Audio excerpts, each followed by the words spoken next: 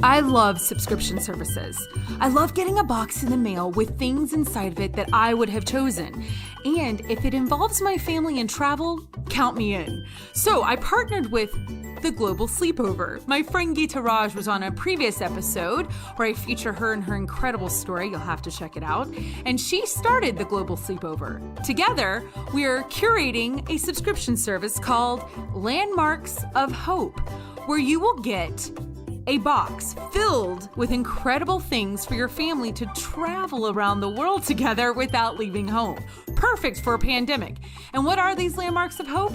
Well, they're pilgrimage sites. So if you're Catholic or Christian, you're going to really love it. But what if you aren't? That's okay.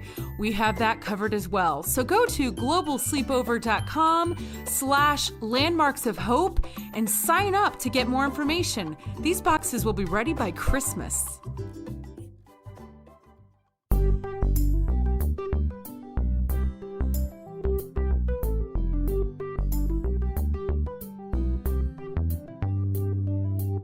One of my most fond memories when I was little was from 1984, which I know is shocking that I was alive then, but I was. And that year is when there was the Olympics in the United States. It was in Los Angeles. I was really excited because at the time I wanted to go to Pepperdine, which I'm not really sure how I knew about Pepperdine University as a kid. Maybe my parents told me about it because we were going to the Olympics. It was crazy because we had a van at the time, like a normal full-blown van, which I know I've talked about. It had carpet and it had, like drapes. It was like ridiculous. There was a table that we could move in and out in the middle of the van. And my father actually bought a porta potty. It was awful. I'm the only girl. I have 3 brothers. At the time, only 2 had been born. So I'm in the back trying to use the porta potty with a blanket. It was hideous. Well, all that to say, my father just decided on a whim to go to the 1984 Summer Olympics. Actually, I think it was when all the Olympics happened at the same time. I don't know. What do I know? I don't know. I was a kid. So we hop in this van with our carpet and we drive from northern Louisiana all the way to LA.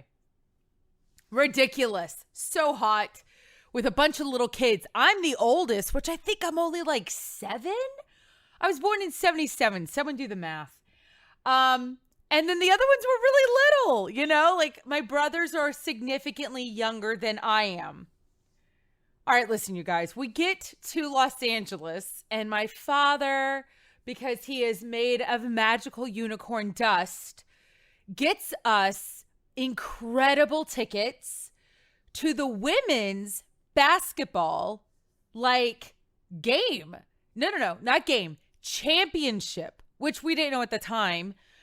I don't think we knew that at the time. I really don't. But anyway, we were playing China. I remember this. So women's basketball, the women are playing China, the Chinese women team. And we won. And we won a gold medal, like the team. We won. We beat the Chinese in the final game, 1984 Olympics. So not only did I get to see a game, but I got to see an Olympic ceremony. So stinking cool. And at the time, they were doing like this cute little, oh my God, like a mascot. It was like Sam the Eagle, you remember from the Muppets?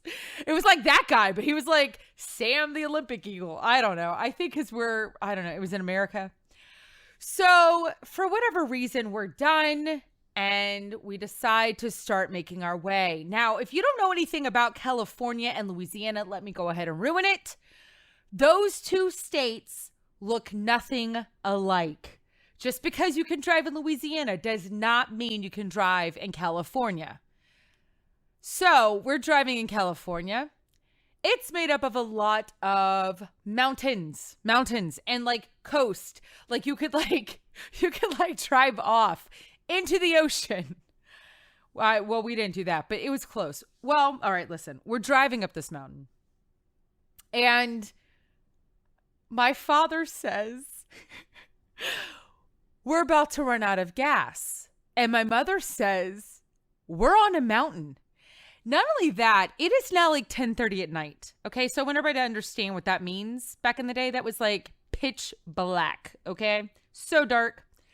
My father finds a gas station, like a random one. And because this is 1984, no one had like pumps that would stay open all night or anything like that. My father actually owned a gas station at the time in Louisiana. So he knew. And we pull over at this gas station, and my father turns off the car, leans back his chair, and closes his eyes. And my mother says, what are you doing? And he's like, well, I mean, I'm going to sleep. What are you doing? And she says, I'm going to pray the rosary for your soul. And the woman actually pulled out a rosary. To this day, I have no idea where that rosary came from. And she starts praying very loudly. And then there was a lot of loudness that happened, you know, and as my parents like to say, they were discussing things. They were having a conversation, you guys. They were just talking. My mother was furious. We spent the night on the side of a mountain in California in 1984. 3 little kids in a van down by the ocean. And my mother was very upset. You know why? She was scared. Well, I was scared, but I passed out. I was a little kid. I would come to every now and then and wake up and they would still be, you know, conversing. But anyway, at about 6 a.m, someone came to the gas station by the grace of God, opened it up. We got gas and we went on our way. But let me tell you, that was the night I spent the night in a car. What is fantastic is I actually have a guest who lives out of her car. Now, people think that she lives in her car. That's not quite true. Has she spent the night in it? You know what? I don't really know. But she does live in her car. She is known as the Hobo for Christ. A lot of you know Meg. She is so fantastic. Her stories, her life is fascinating. She's a young lady who has spent many years living out of her car because she can. And why? Because Meg Hunter-Kilmer is someone that is extraordinary, yet about as ordinary as they come. I cannot wait for you to meet her. Please welcome Meg. I am really thrilled because here's the deal. I have tried to meet you in real life many, many times. Like, I feel like a cat with 9 lives. I feel like I have a punch card. You know, like, I don't know if you know this, but some of us on the planet do dry cleaning because we have closets and we have, we have these, have you ever had dry cleaning, Meg?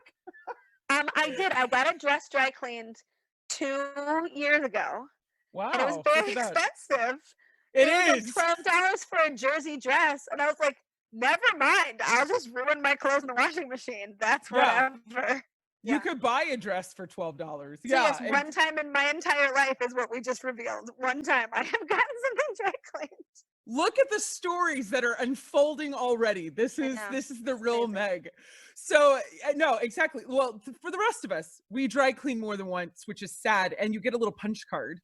And so I feel like I'm down to the wire because I don't think this counts, us looking at each other through a screen. No. But I'm going to take it. And I'm just thrilled. And here's the thing, for people who don't know, who are like, wow, Liv is really snobby and snooty, calling Meg out, not having dry clean clothes. I'm going to come out being all bougie and like ridiculous. But why would you not have dry clean clothes, Meg? For those in the world who don't know who you are. I am a missionary and I live out of my car. So I do, I mean, I have some dry clean only clothes. I just ignore that part of the tag, right? Like ain't nobody got time for that. I don't even know what that is. Take a Sharpie. Just, make it not exist. Exactly. It's not real. I used to be a religion teacher. I have 2 degrees in theology from Notre Dame. I taught middle school and high school religion for 3 years in Georgia and then 2 years in Kansas. I got for 8 years. I've been living out of my car. Drive around the country, flying around the world, no permanent address. Literally everything I own is parked in my sister's driveway right now. I've been to 50 states and 25 countries and driven like 240 40,000 miles, maybe. Wow. So I'm tired, is what I'm saying. I feel like you should have an endorsement program with like Goodyear, or like I feel like we should call Exxon. Like, isn't there Right. someone we could Or connect at you least with? Audible. Like, I listen to a lot of Yes. audiobooks. I should be doing that for free and just occasionally being like, you guys should pay for Audible. I don't. Like, Okay. I'm but on no, it. nobody I'm wants to on it. sponsor me. All right, it's a plan. It's a plan. So where does your sister live? Where are you? I mean, can I just make up places and see if I'm right? Like, is it Tibet? Is it Yes, actually, I grew up in Zimbabwe? Tibet. So she's in the mountains of Virginia, or like Oh, right in nice. the foothills. So yeah, so it's lovely here. It's Oh, that really, is really nice. beautiful. It's a little bit hot, but like, like 90, 95 and humid, but there's shade. So, you know, like God made trees. and she has a million children, which is Oh, like the good. most fun thing ever.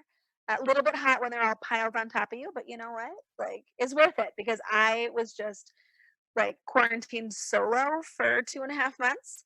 And so now I'm getting all of the possible snuggles, and it is delightful. That is okay. So for anyone who's listening, currently, Meg and I are still in a pandemic because I'm Yo, going to pretend that this podcast is so amazing that people in 2030 are listening to him. They're like, oh, I remember the pandemic. I thought you were just going to say, I'm going to pretend that the pandemic will eventually end, because there are times when I Yeah, feel like this is just the rest of our lives. Like, we just ever. are hide from coronavirus until, I don't know, the asteroid comes or whatever. But Right. I'm going to be Jennifer there's hope. Lawrence and take like, like arrow shooting. I don't know if you know what that is. There Hunger Games. I'm going to Girl, like I know pretend. Hunger Games. Please, I know Hunger Games. I sobbed in the movie theater. I read all those books, forgot to Mm, sleep for whole weekends. Like, I love me some trashy young adult literature. Like, love, yes. love. Yes, it's something about the innocence of it. If it's not gross, if it's Right, like right. sweet, it's like the television shows like Gilmore Girls and One Tree Hill and 90210. These shows that like also growing up, although you're like 9, but Girl, I am 36 years old. oh, Please. 36. That's I adorable. I just want to pinch your oh, cheeks. That's so oh, I cute. am wearing my hair in pigtails right now, but I just have had my hair in a messy bun for like probably since February. And today I thought I would do something different, and I figured the kids would look and be like, "Ancestor, we love your hair," and not one of them mentioned it, and I was like, "Okay, well, there you go." You're like, fine, messy bun tomorrow. Dressed up for you guys in my very dirty sweatpants and old t-shirt. I Rude. love it. I love it. Well, that's because we're in a pandemic. So everyone listening in 2030, the pandemic's still happening. I'm still quarantined. So Yeah, that's a really great question because you don't own a home per right. se in the fact of four walls and cement. You have a car, but you do sleep at people's homes or other places, which you got to be careful how you tell people, Meg, what it is that you do because it can get a little sketchy if Well, someone it's great starts because describing it. oh yeah, I love when people. I had a friend go to the bishop one time. She was like, "I have this homeless friend. I think we should bring her to our diocese." And he was like, "No, what? No, She sleeps around in a right, lot of different houses. right, And exactly." she's a chastity speaker, and everyone's Uh-huh, like, this uh-huh. is weird. Oh my god. I love though when moms are like, "Oh my gosh, you sleep in your car," and I'm like, "No, no, no, no, I sleep in strangers' houses," and they're like, "Well, that's better," and I'm like, Is it? Like, Is it? I don't I know that it mean, is, but whatever gets you to stop trying to fix my life for me is great. all the Karens out there that want to just Really Karen kind, the situation. helpful, loving people who You're right. You're a good person, Meg. You're I have a lot of self-talk to help me stop hating people oh because good. I'm very automatically inclined to hate. And so I have a lot of ways to coach myself through the fact that I am not the center of the universe and my behavior is not the baseline for human behavior. And other people have brokenness and struggles that I'm not aware of. And that's how I keep from murdering anybody. So you're basically Anakin Skywalker. Like you turn into Darth Vader or the Hulk. You're like the Hulk. The Hulk I And know of. the Yeah. Hulk, Okay, we'll go with the Yeah. Hulk. So Yeah. I love that. So where were you for these 2.5 months of when the world decided we're done? The world Yeah. was like, Just gonna I shut need a down. nap. I am done. I'm Right. taking a nap. That's it. Everyone go to your Right. room. You're all We in should all, trouble. everyone go to your room. Go to your room. Everyone go to your room. Or to Time out. somebody else's room that you found randomly. Yeah. So whose room were you in, Meg? With You know, I was all by myself. It was all quite appropriate. Thank you. I had actually discerned this past fall that I shouldn't put anything on my schedule for the spring. wow. I was like scheduling stuff, and I was like, you know what? I'm going to take time. I'm going to write. I'm going to take a couple months off. And so I actually had planned to be off for like February through May. And then, What? so, What are you, a wizard? Is this like, are you like the sequel to Harry yes, Potter? What is going I on? really am. Here's the thing, like my whole life is about discernment, right? It's like figuring out where is the Lord asking me to go next, because it's not like normal people, you can assume that when you get up in the morning, you're gonna like stay in the place where you are and then go to sleep in that bed that night. And that's not my life, right? So I spend a lot of time just like trying to let the Lord be the one to lead me, and giving him a lot of time in silent prayer every day. And then I just live my life and I make my choices. And when all of a sudden I'm just like, oh, I should definitely find an empty house to stay in and not go anywhere for several months. It's like random enough that I listen to that. And then there's a pandemic and the whole world shuts down. And I'm really glad that I don't have to cancel 77 events. No kidding. And I love that you basically invented, as far as what I heard you just say, you invented Airbnb. I would Yeah, like to give you credit for that because absolutely. Excuse although, me, but I invented free Airbnb. I don't pay. oh, Yeah. oh, I love when people are like, nice. ooh, I have a really great recommendation for a cheap. And I'm like, no, no, no, zero. Zero. Like, Let me get that number lower for you. right. And they're like, no, it's only like $5 a night. And I'm like, right. So I pay zero. That's what I pay. My friend was trying to get me to camp recently. She was like, it's cheap. And I was like, until you have to buy a tent and then sleep outside. Ew. Like, Ew. no. Ew is right. I married an Eagle Scout. Ew. That's True. disgusting. Who True. sleeps outside? That's ridiculous. Not even people who live in their cars. So how do you find these vacant homes, Meg? Like, is there a list? Is there a black market that the rest of us don't know about for free shelter? Please I enlighten mean, us. probably, but I'm not That's not how you selling do a it. kidney and I'm not on the dark web. But I just ask the internet. I say, hello, internet. I need a free place to stay. And then a bunch of people say, you can stay here. And I say, no, your option is not good enough. Thank you. And I turn all of the generous people down who are giving me free homes because I don't like the mass times. Um, Are you, wait a second. We got to pause. Is that true? Do you have a list? Are you a list kind of a gal, a type A? enormous, Yeah, enormous. Yeah, I I could tell have, it.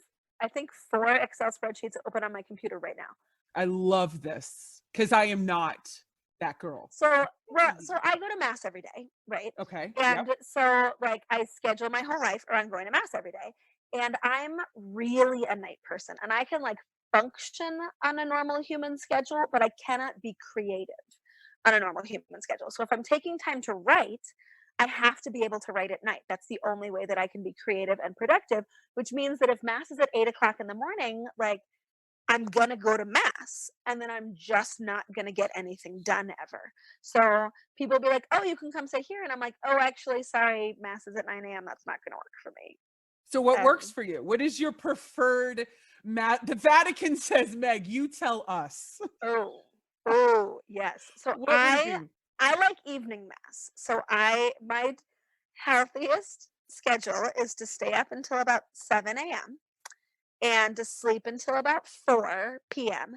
and then like get up and have some coffee and go and make my holy hour and go to like a 6 p.m. mass and then, start my day. Start my day with You evening mass. you should have been a rock star I because am a rock star, Liv. you are. You I need am a a rock bus with your star. face painted on the side. That's what I you need need, Meg. so many things with my face painted on the side. Why has this not happened to me yet? I don't know. I'm still waiting for a fan to get my face tattooed, but apparently Oh, none of these men are committed enough. Whatever. they're all liars, these men. Right? Rude. I love it. Okay, so here's what I want to know. I have so many questions that I like have swirling in my brain, but I really want to know something a little basic about you. I want to know when Meg, and I'm going to say it's so obnoxious, like how they do it in the movies, when they're like, what does Meg want? Who is Meg? I'm kidding. I'm not going to do that. Do it. Oh, God, it's so Third gross. person all day long. Pretend I'm the queen. I can't even pretend. But in all sincerity, when you were a little kid, because I know you said around 15, because yes, I totally stalked you. Do it. Or, well, it's out there. So you wrote, when you were like in your teens is when you were really attracted to this lifestyle of speaking or teaching, or, you knew, oh, I could talk about Jesus all day. This sounds great. I want to talk about 4-year-old Meg, 6-year-old Meg. Like, what did you want to be then? What were your options? I wanted to be the center of attention. As a That's job? what I wanted. Yeah, yes, yes. I wanted to be either an actress, a trial lawyer, or a teacher, because those are people who get paid to make people pay attention to them. Okay, that's fascinating. Also, that is a really healthy list. And so, are you an extrovert or are you an introvert that's just outgoing? So I always think of myself as a huge extrovert. I definitely get energy from being around people. But then I had 2.5 months absolutely by myself during quarantine, and it was delightful, and I did not want to leave. Okay, So, you're an introvert. I'm going to go with that one. okay. I'm naming Okay. it. I'm very scientific and I have many degrees in this area. I have nothing. Yeah. I could know tell. nothing. But I know as an extrovert, I would have like eaten glass. So I'm just assuming. I had to Zoom everybody in America. Oh, yeah. I know. Everyone's so over Zoom. I know. And this is the thing, like, I feel like I get a lot of that social and emotional stimulation from television. Yeah, that's Um, fair. and so Netflix is your friend. I think if you put me somewhere with like only non-narrative based books and no people and no television, I think I would get exhausted really fast. But I Okay. think when you spend 8 years being on 100% of the time, performing 24 hours a day, 7 days a week with strangers, and then you get a couple of months where you're like only performing 2 hours a day with random people on the internet, like, I don't know, we'll see. That's a very good point. So, okay, I want to know this. This is what I really want to know. People are fascinated with your lifestyle. And my mother has always said, it's not hard to be extraordinary. All you have to do is hit people's expectations and you're automatically extraordinary. Anything above that blows people's minds. So like I basically walk into a room with a cape, okay? Because people are like, wait, what? And it's not because there's anything special. It's just you don't have to do a lot. So you walk in, I'm thinking like at the top of a Mardi Gras parade or like with on an elephant with trombones because oh my gosh, you live in your car and you are a girl and you go around the world. Like people can't seem to move past what it is that you do. Like, do you feel like you get lost in people wanting to know more about what you do rather than who you are? Yeah. So, I mean, I think there is some of that where people are impressed, and then some of that where people are just like really disdainful and think that I'm irresponsible or that I'm like trying to get everybody's attention by living this way, or that it's like some crazy liberal thing or some crazy conservative thing, or like there's a lot of people who just don't like people being atypical. It makes them uncomfortable Uh huh. Yeah. And angry sometimes. and angry. Which is fun. Some people are just angry at me for being single, which I'm like, okay, well, I'm a little angry at that too, actually. Like, this is not my choice. You're But not just batting away the men. You are I just saying apologize no, for not having children. I don't know what you want me to do. no men folk. No. But there definitely is, and this I think is one of the hardest things about my life is um, being asked the same questions 1,000 times. And when people like, if someone comes to me and they're like, I feel like the Lord is asking me to do something radical, like, can you tell me about your call? I'm like, absolutely. If this is a conversation about Jesus and discernment, and if you're trying to encounter the Lord and you want to know where he's leading you, like, ogle my train wreck of a life all day long if it will lead you closer to Jesus. Like, that is fine. It's when people like when I'm just a curiosity, I'm like a freak show. And it wouldn't be so hard if it weren't the same questions all the time. And I just have to remind myself, like they're asking about me, but they're asking about Jesus. Like that's what this question is. Like, can I know God's will? Can I trust that God is going to take care of me? That's what they're really asking. Like, answer that question. But it's so easy to get caught up in people who are like, it feels a little bit more like I'm a Wikipedia rabbit hole sometimes. Yeah. Oh, I think that's a really good visual. Yeah. Wikipedia rabbit hole. Yeah. And they just want to like keep pushing. And sometimes it's like people can get kind of aggressive about it. And I'm like, I'm really open about most things. And I like kind of hate that about myself. Like if you follow me on social media, you know a lot of my feelings about a lot of things. And I hate that I post that stuff. Like I hate it. But the Lord just keeps telling me to. And I'm like, are we really going to do another oh poor me post? Because you know people are awful. And he's like, yes, and someone needs to hear it. I'm like, here we go. This is why we want to be friends in real life. That reason alone. Right. Put out all the emotions. I love And it. like I'll be open about a lot of things, but like some people they want to push, and it's not because they want to encounter you. It's because they just they're like fascinated by the idea of you and they want to dissect you, and you're like, "Oh, okay, hang on." And so I'm really good at deflecting. People are like, "So like tell me what it is that you do." And I'm like, "Okay, hang on, just real quick. First, where did you grow up?" And they're like, I grew up in a small town. And I'm like, oh my gosh, tell me about that town. And like, because I love knowing people, and I mean, part of it, I don't know, it's just laziness. Some of it, I'm sure, but some of it really is. And this is what I think the reason that I hate when people get my name wrong. People get my name wrong all the time. My name is not Megan. It's Margaret. And I share Oh, this regularly on yeah. social media, and I'll have times where I'll be going on a TV show or whatever, and they're like, okay, Megan. I'm like, yeah, just real quick. So it's not Megan. And I'm like, oh no, I didn't. And I'm like, I know you didn't, but you might have, and I just need to get out ahead of that. And my last name is hyphenated, and people can't handle that, and so I get a lot of people who get that wrong too. And I think the reason that it bothers me so much is that using somebody's name is sort of a presumption of intimacy, right? Like there's something very Ooh, intimate it's a about the name, presumption of intimacy. Oh, I and like that. Yeah. using their name wrong is a way of presuming to know somebody while blatantly pointing out that you don't. And that's so much of what my life is people who think that they know me because they know enough of my story, but clearly don't and aren't interested in having their perception changed. It's almost like they want you to come and validate all the assumptions they have created about your little stories on the internet. And they're like, oh, I know her. I Mhm. know who she is. I know what she feels, what she eats, what she does. I know that she is ridiculous and like totally other from me, which means her life doesn't have to challenge me. It can just be Ooh. something that I can stare at and say, wow, that's ridiculous. And then I don't have to feel that God is asking anything more of me in my life. And I'm over here like, no, like, know me. And you'll know that, like, this isn't my choice. I wasn't like, I'm not a bohemian person. I'm a homebody. I love roots. I love plans. I love schedules. Like, this is not, like God's going to call you outside of your comfort zone sometimes, and that's okay. But you got to be listening, and you can't be listening if you're caricaturing people instead of knowing them. Oh, and okay. If you're caricaturing people instead of knowing them.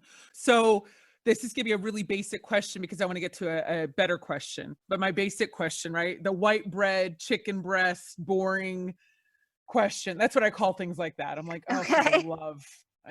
It's like a jean jumper. I'm like, oh, that's a very Um, unpleasant meal. oh, White it's bread, chicken breast. terrible. Let's go. Oh, it's just terrible. So what is the question that you get asked, or that, I mean, you have a physical cringy reaction. You're I like, do. don't I do. don't I do it. almost gag. Don't do it.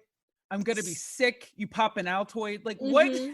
What is the They say, question, Meg? so what made you decide to do this? No.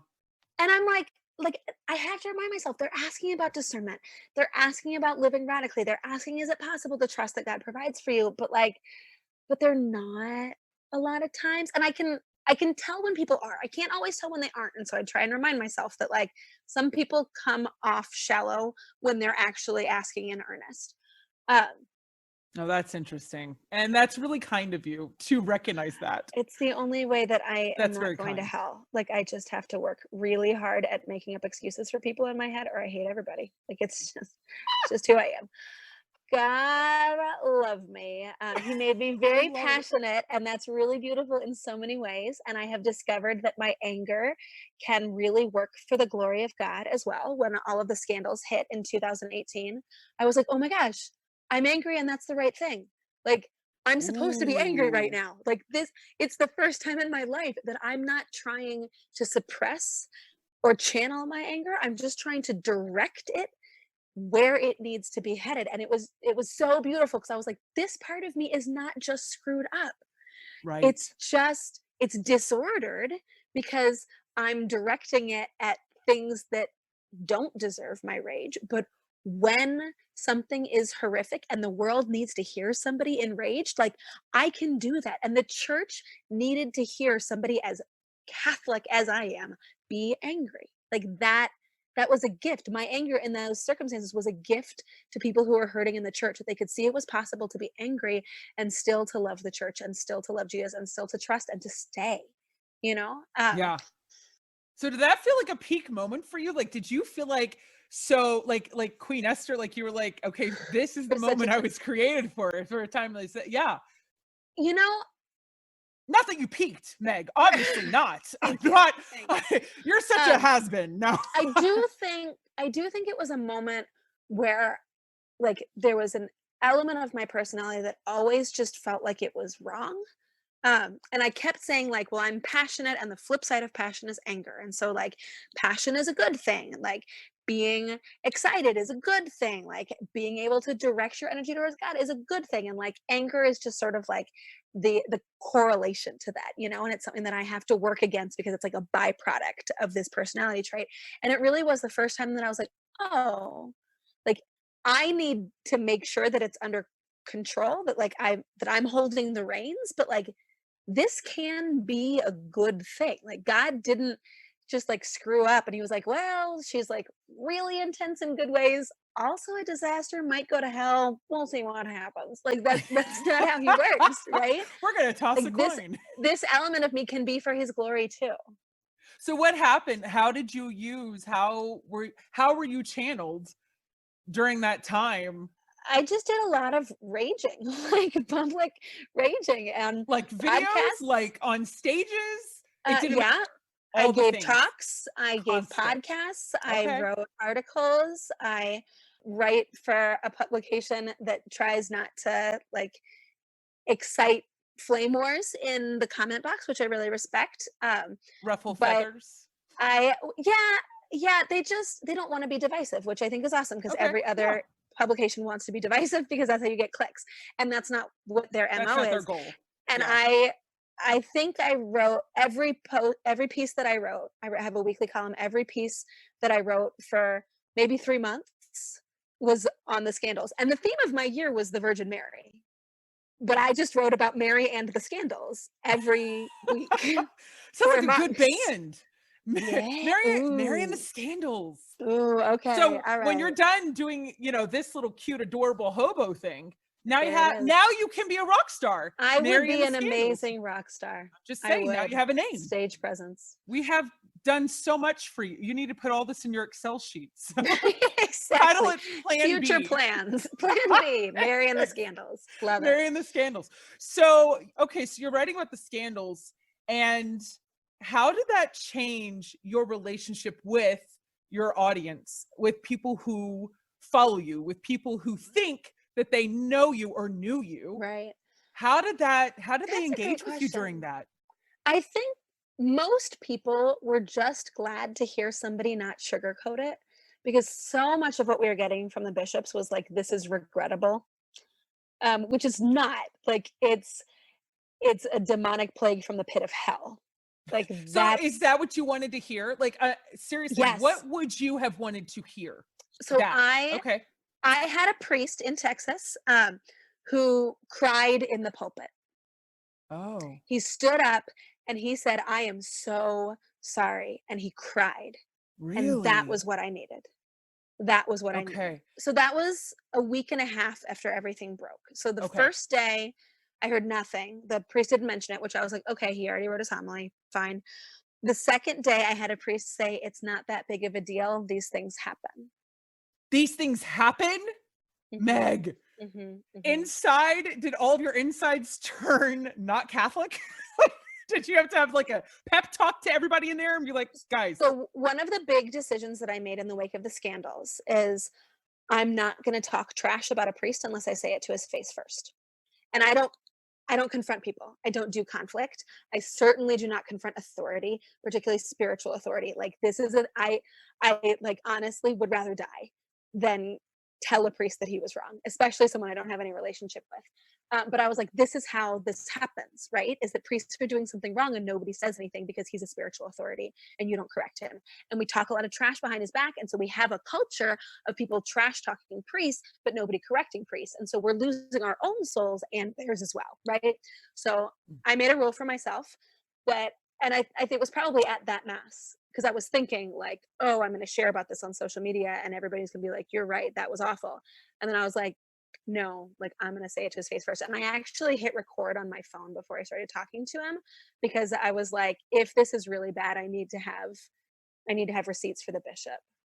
And he was just dismissive and he was like, well, you weren't here yesterday. Like I talked about it yesterday. And I was like, there are people who were in that church who have been abused. Like I guarantee you there are people in that church who have been abused and you told them these things happen. Wow. And he, you know, what is he going to say to that? How is he going to respond to that, Meg? I don't know. I have gotten, so I've had to confront priests, I think 4 times since then. I was going to ask. One actually went well. One went well. He argued back and I'm like shaking and trying not to cry because I don't like arguments anyway, but Catherine of Siena is my girl for this. And my guardian angel was taking care of it. And I kept pushing back. And eventually he was like, you know what, you're right. That wasn't the right thing to say. And I'll correct it in my homily tomorrow. And that was awesome. Another time I had to write a bishop. So you win some, you lose some. Right, exactly.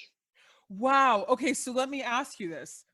That's a pretty brave place that you embraced. And I really love that it was a time of discovery for you, which I'm sure is a little weird. It was such a broken and sad time to learn something about yourself that you learn, hey, I've got this passion. I've got this flirty relationship with rage and anger that I try to push over to love all the time, but I wink at it a lot, you know, like, and here I am just full force going into it. And so you learned a lot about yourself. So you had to make a decision at that time period when the scandals were hitting. And let's be honest, we're in a racial battle, which P.S. the race battle has been happening every day, whether or not people wanted to talk about it. Right. It's not new. Just now, white people are paying attention for a minute and feeling super defensive about it. Right. All of a sudden people are like, oh, and anyway, we're not going to talk about that right now. I mean, we could go into it later. Well, we can. But we can. Yeah. But it's not like this was, you know, new or different, but everybody has to make a choice when they learn something about themselves. You're learning, hey, this passion, actually, wait a second, when I am channeling it, it could actually be for good. Maybe he didn't just lump that, like in the side pocket, and he really meant to give me this piece about myself I didn't understand until now. So my question, I'm getting to the point, is what had to quiet down in your life within you in order to hear God saying now? I need you to do this now. Like specifically with the anger? Specifically with the anger, with this piece, because it was something that changed within you. So what had to quiet down? What had to go away for you to say yes, to step into that space? Because you could have said no, Meg. You could have. Right. I mean, I don't think I could have. Ooh. I don't think I could have. Because I am too aware of the brokenness of people in this church and how betrayed they feel and the number of people who've left the church. I couldn't hear all of this and not say something. I knew that what I needed to hear from priests and bishops was anger and heartbreak. And I had that. And so I could share that. And because, I always say, it's much easier for me to be really compassionate in issues of like marriage and sexuality because I'm so obviously Catholic that I don't have to be afraid I'm watering down the church's position, right? And it was so easy for me to be angry and heartbroken over this because nobody who follows me for 15 seconds on social media or has had half a conversation with me thinks that I am anything other than obsessed with the Catholic Church, right? Right. So Right. so That's like if fair. I'm saying this is horrific, people aren't hearing the church is horrific because they Right. know my heart for the church. And I had one woman, God love her, it was my first like negative interaction on Instagram. I really thought Instagram didn't allow that somehow. You know, that's for Twitter and It's Facebook. Instagram magical. is for rainbows. Yeah, Um, it's glitter. but she, you know, she called me out. Because I shared a post where I was like, I didn't want to go to church today. Like, and it was on a Tuesday. I was like, I'm just exhausted. I didn't want to get out of bed. Everything is just miserable. Like, but I went anyway because God is good regardless of the sins of men in his church, you know, something like this, right? But I was just saying, like, you don't have to want it. You just have to show up. And she was like, I'm so sick of people, you know, selling out the church for likes on social media or whatever. And I was like, so, I mean, she basically accused me of apostasy for social media followers. That seems totally down your alley. Like, Absolutely, 100% what I do. Yeah. And are the you kidding apostasy me? she was That's accusing me of crazy. was one, not wanting to go to church, which we are never required to want anything at all. It's choices That's a that very good are point. required. And two, not wanting to go on a Tuesday. And I wanted to be like, let's tally this up. How many days have you been to mass in the last 3 months? Mhm. Because, I mean, maybe every single day. Maybe. Is Or this where maybe you you get all missed a day. passionate? Girl, see, girl, right? Right? So much sass. And it's beautiful. I There's so many love great it. sassy saints. I love the sassy saints. Sassy. I'm working on a book and I all of a sudden I was like, do I have too many sassy saints? So I made a column in my Excel spreadsheet Of labeled course you Sass did. Bucket. And I went through it to check and make sure that I didn't have only sass buckets because also we need to know about quiet and gentle saints. Well, I mean, I'm okay with the sassy ones because I feel like they don't get a lot of play. Because as a saint, right, we have this whole concept of you're Right. supposed to be sweet and it reminds me of like of the Wizard of Oz when Dorothy says, "I'm Dorothy, the small and meek," and I was like, God, that would not have been the line No, I would have thank said you. if I was No, Dorothy and I got thank to you. Oz. Yeah. Right. So I kind of like that you're champion the sass. I think that people like us think that saints are all small and meek, I and know. people who are quiet think that saints are all loud shouting on street corners. Is that I think true? we all, yes, we all see Whoa. the saints as being whatever we're incapable of. Because I talk to people and they're like, but all of the saints are so like educated and eloquent and brave and I'm like, see, and I'm over here looking at like I look at the Virgin Martyrs and my instinct is to see them all as being like sweet and gentle, but my sweet and gentle friends look at the Virgin Martyrs and they see them like staring into the face of death. And that's why I think it's so important That's to have interesting. all of those stories because then you hear all of the different angles and you're like, oh hey, there is no stereotype and there is nothing that disqualifies me from the invitation to sainthood. Like, not my mental illness, not my disability, not my race, not my family background, not my divorce, not my miscarriage, like nothing. I can give you saints with every single one of those things, right? Like, Yeah, because all of us are that's called. true. No, that's true. And that's fascinating. I really kind of want to dig into that sometime. And that would be a great poll to see, is that what we're attracted to? Are we attracted to the opposite of us in a saint? Or discouraged by the opposite of us. Because for me, Right. that's what it always Exactly. was. Is Right. like, I assume this is what it is, and so I don't count. And then I met Teresa of Avila and was like, okay, there is at least one sass bucket female saint. Like, She's the so only one. she like cracks the door, I can slide right on in there. And then I started getting to know the saints, and I was like, wow, that's actually kind of harder to find somebody who just sat there looking placid.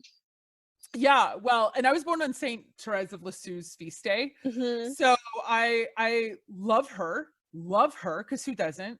But I Right. also struggle because I'm sorry. No, I'm not going to go clean a drawer and not tell everybody and do it, while having joy in my heart. Like I admire her. I think she's amazing. But I am missing But that she gets gene. whitewashed too. Like people I hear her know. and they're That's like, true. Therese is so sweet and she does small things with great love. And you're like, yes, that's great.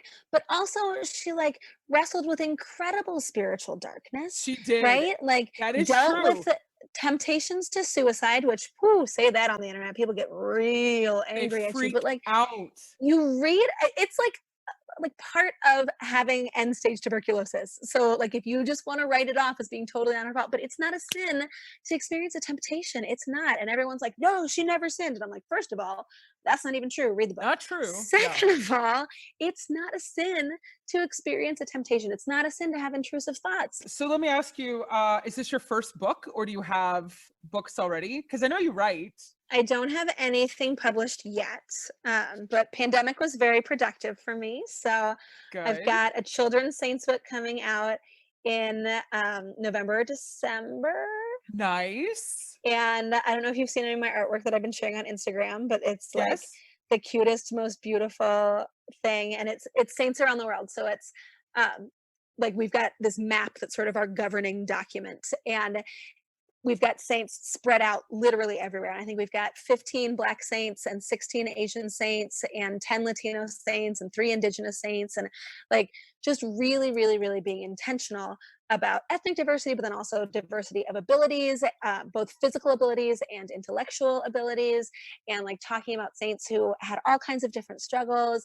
And it's just so exciting. I've been at my sister's house, and so I've been reading the stories to her kids, and they're obsessed. Like every love time I it. walk into a room, they're like, "Can we have saint stories?" And I'm like, "Yes, we can Oh, have how saint stories." precious. And just seeing like their new best friends. That Mary Claire is obsessed with Blessed Marie Clementine Honorata Negapeta. Who I mean, isn't? right? Exactly. I have Who's- her name written on my wall. It is a girl, right? Yeah, Is that a girl so saint? that was a girl. Good job. Who's a I've never heard that Congolese. name in my life. I have no idea who that She's is. lovely. She is not my best friend. Okay. Like she's great. Like you can have saints who are you're friendly with them and they're not your best Right. friends. And it's just been cool because a lot of these stories I wrote because I was like, we need somebody like this. Or like there's 101 saints in the book, and I was like, we got to have some that people have heard of. So like I'll put in some that people have heard of. No, I know that's I'm kidding. but like pure Jojo for sight, there's a Joan of Arc in there, you know, I've heard of her. Kateri, fine. But like some of these stories, it was just like a geographic necessity or like a necessity because nobody's heard of any of the people in this book and they're not going to buy it, right? And so I write the story, but it's hard for me to write a story when I don't love a saint. But it's been so exciting to see that just because I don't love them doesn't mean the story doesn't touch these kids, right? And to see some of these saints that they're like really excited about that I'm like really could do without, you know? Like, You're like, I would be okay if they weren't in the book. yeah, but like, But they you know, get it. Marie Clementine, she's the only African woman like from continental Africa who lived her whole life there who's been beatified in the modern church. Well, So I you was got to like, have her in the book. exactly, Yeah, right? it's a Like, non-negotiable. exactly. And there's no she's like choice. she's a Mariga Goretti style, which is hard to tell to Oh, kids. yes. But I was like, she has to be in the book. And so the way I phrased it was, he tried to touch her in a way she didn't like, and that is never okay. Right. And I was like, this is good because then we're Perfect. talking about boundaries. And anyway, I'm really excited about that. And then I've got an adult saints book that'll be coming out next fall. Is it the same publisher? With No, both different books? publishers. Different publisher. Look at you. You're like, I'm going to knock this out. And there's going to be 2 for 1. And you're spreading all the love. Well, I mean, some publishers don't like books to be really long. So I only like books to be really long. So I had to pick people who would let me write long books. Who would let you do what you were going to do. So it sounds like you've enjoyed that process, though. Finally getting something bound. Yeah, it'll be exciting. Not that digital isn't fantastic, but there's something tangible about having a book in your hand. Well, and I think for me, it's like, I know people need these resources, and I can say, go to alatea.org, search for Meg Hunter-Kilmer, scroll back to 2017 till I'm blue in the face. But it's not, they're not going to do it. Well, they're going to forget the second E anyway, so they're going to misspell it. And I'll tell people a saint and they'll be like, Google this saint with my name and you'll find the article that I wrote. But it'll just be so lovely to be like, this saint is in this book. And also there are 85 others and you will love all of them. So no, that's really fair. Oh my gosh, that's so exciting though. At least you've had something that's positive to do during the pandemic, and that there's something to look forward to. And I think that's kind of half the battle, which I know you're seeing a lot of saints deal with mental illness. And I know it's something that you talk about, like letting people know, hey guys, it's okay. Like it's okay. You're not the only ones out there. And I talk about it a lot because I suffer with it. So, you know, it's something that people need to hear.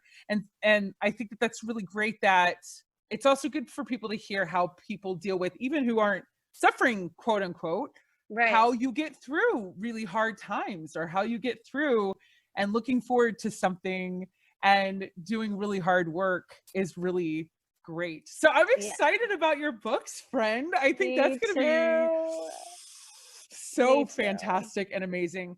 I want to say thank you for the work that you do, Meg. Thank you for answering the questions. Thank you for pushing your Hulk deep down.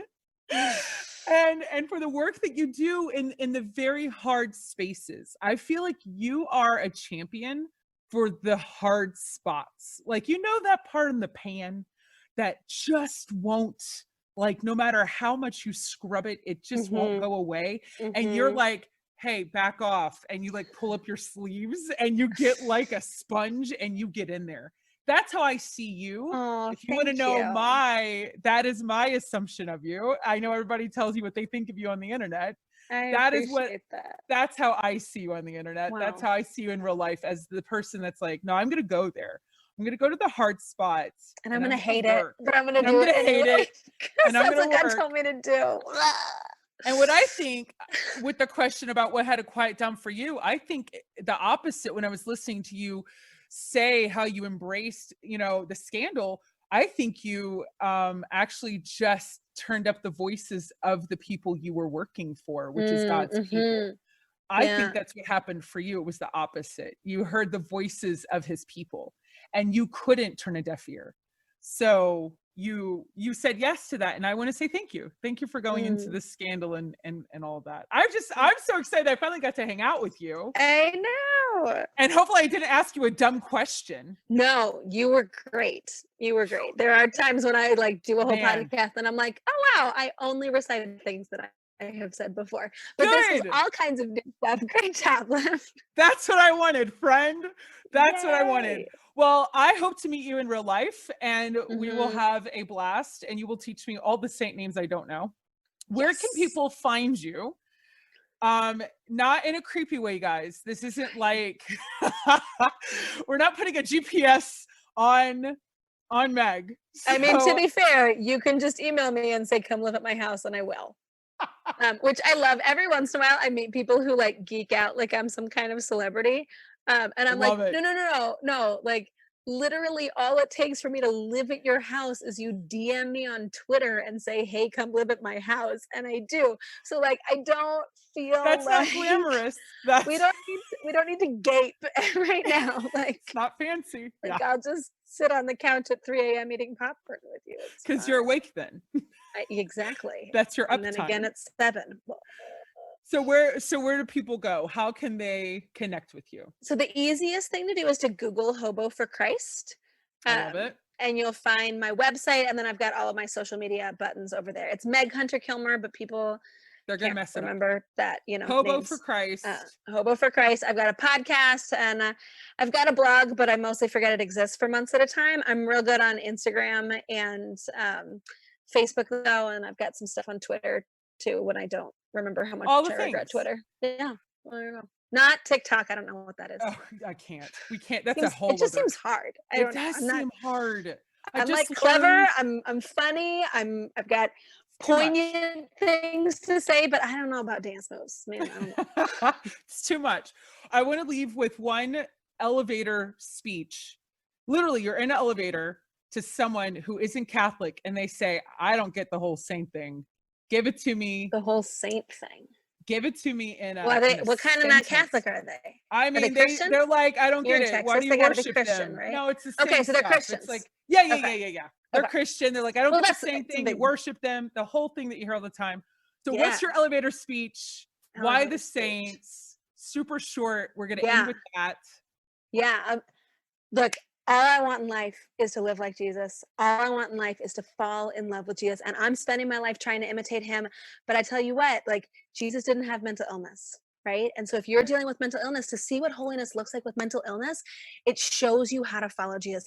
To see what holiness looks like when you're struggling to breastfeed your baby, to see what holiness looks like when you're enduring racism, to see what holiness looks like when you have a physical disability or when you have a rage problem, right? Like, Jesus, he didn't want to bang heads together, but Saint Jerome did.